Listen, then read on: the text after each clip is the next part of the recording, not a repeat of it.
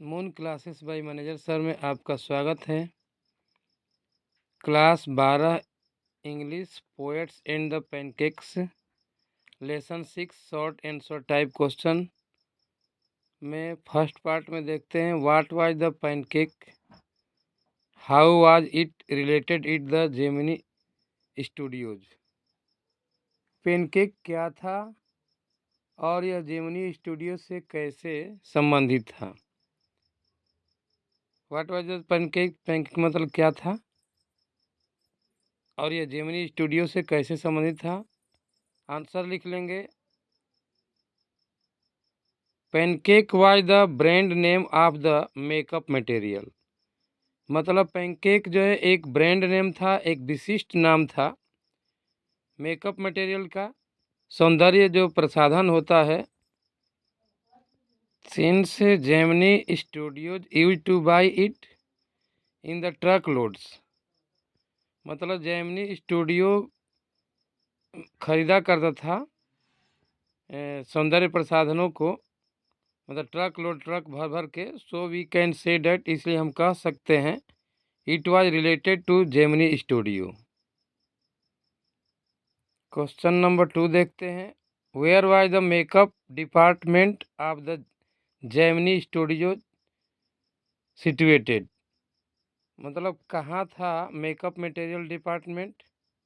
मतलब Gemini where was the makeup department, मतलब makeup department जो जेमिनी स्टूडियो था कहाँ सिचुएटेड था, कहाँ स्थित था। आंसर लिख लेंगे इसका। The makeup department of the Gemini studios, जो सौंदर्य प्रसाधन विभाग था जेमिनी स्टूडियोज का, वह सिचुएटेड मतलब स्थित था इन द चेन्नई, चेन्नई में स्थित था। In the up stair of the building, मतलब बिल्डिंग के ऊपरी भाग में। विच बिलीव टू हैव, जो कि माना जाता था ए स्टेबल ऑफ रॉबर्ट क्लाइव, जिसको मतलब रॉबर्ट क्लाइव का एक समय अस्तबल माना जाता था। क्वेश्चन नंबर 3 देखते हैं how could national integration be seen in the makeup department. कैसे नेशनल इंटीग्रेशन मतलब राष्ट्रीय एकता को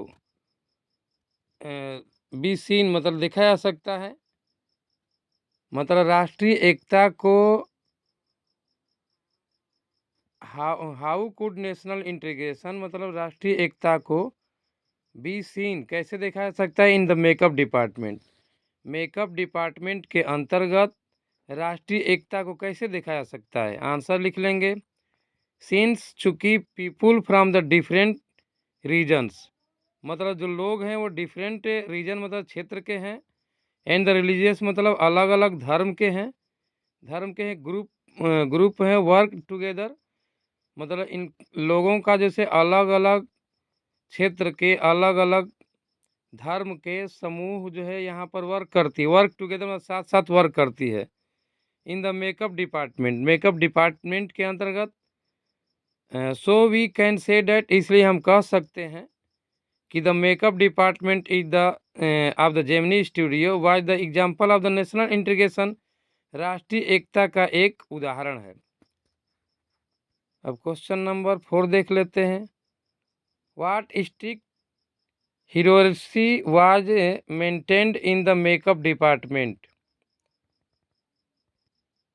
मतलब श्रृंगार विभाग में मेकअप डिपार्टमेंट के अंतर्गत क्या सख्त अनुक्रम मतलब पद जैसे निर्वाहित किया जाता था। मतलब मेकअप डिपार्टमेंट के अंतर्गत जो पद जो दिए गए थे उनका कार्य जैसे मतलब कैसे कैसे निर्वाहित किया गया था, बांटा गया था। आंसर देख लेंगे इसका। The chief makeup man made the chief actors, जो मुख्य मतलब मैं मेकअप मैन थे वो मेड मतलब तैयार करते थे द चीफ एक्टर्स को, मुख्य मतलब एक्टर को और एक्ट्रेस को, मतलब मुख्य हीरो और हीरोइनों को तैयार करते थे। अगली मतलब भद्दा किस्म का बेकार उनको तैयार करते थे। और ही सीनियर असिस्टेंट और उनके सीनियर सहायक जो थे वो सेकेंड हीरो एंड हीरोइन को तैयार करते थे। और जो जूनियर असिस्टेंट थे द मेन कॉमेडियन, वो मुख्य मेन मतलब उन लोगों को तैयार करते थे जो कॉमेडियन थे। एंड सो फोर्थ, मतलब आगे भी ऐसा ही होता रहता था। This strict hierarchy was the maintain in the makeup department. मतलब यह जैसे व्यवस्था थी या यह अनुक्रम था मेकअप डिपार्टमेंट के अंतर्गत। क्वेश्चन नंबर 5 है, who was the office boy. Office boy कौन था? व्हाट वीर हिज क्वालिटीज, और उसकी मतलब क्वालिटी क्या थे, उसके गुण क्या थे।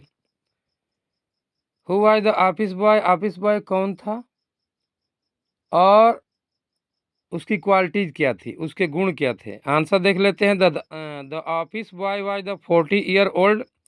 वैसे तो कहने के लिए उसको ऑफिस बॉय बोला जाता था, लेकिन the office boy was the 40 year old.